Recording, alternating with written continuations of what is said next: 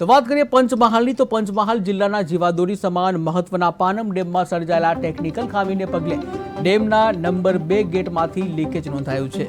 ડેમના ડાબા બાજુના રબર સીલમાંથી થયેલી લીકેજને પગલે પાનમ વિભાગમાં અને વડોદરાના યાંત્રિક વિભાગની ટીમ દ્વારા તાત્કાલિક મેન્ટેનન્સની કામગીરી હાથ ધરવામાં આવી। ત્યારે ટેકનિકલ કામગીરી અંતર્ગત દરવાજાના આગળના ભાગે સ્ટોપ લોક ગેટ ઇન્સ્ટોલ કરવાની જે પ્રક્રિયા હાથ ચાલુ છે અને જેથી પાણીનું દબાણ નિયંત્રિત રાખી અને સુરક્ષા સુનિશ્ચિત કરી શકાય। છેલ્લા કેટલાય કલાકોથી ડેમ ઉપર મિકેનિકલ વિભાગની કામગીરી સતત ચાલુ છે અને લીકેજ રિપેરિંગ માટે અંદાજે 10 કલાક જેટલો સમય લાગી શકે એવી શક્યતા છે।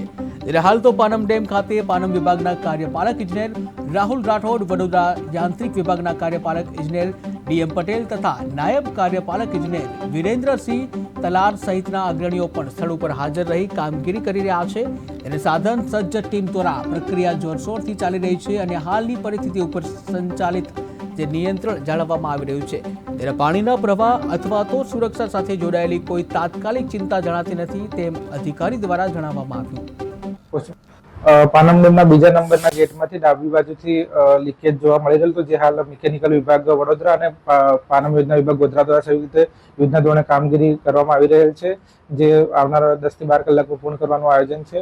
પાનમ ડેમમાં હાલ જળ સપાટી લેવલ 127.35 છે। પાનમ ડેમમાં હાલ કુલ 3300 ક્યુસેકની આવક છે અને 4800 ક્યુસેકની આવક નોંધાઈ રહેલ છે। રાહુલ રાઠોડ, કાર્યપાલક ઇજનેર, પાનમ યોજના વિભાગ। પાનમ ડેમ ખાતે ગેટ નંબર 2 માં ડાબી સાઈડની રબર સીલ માં લીકેજ જોવા મળેલ, જે હાલ યુદ્ધના ધોરણે સિવિલ વિંગ અને યાંત્રિક વિંગ દ્વારા ગેટના આગળના ભાગે સ્ટોપલોક ઉતારી પાણી બંધ કરી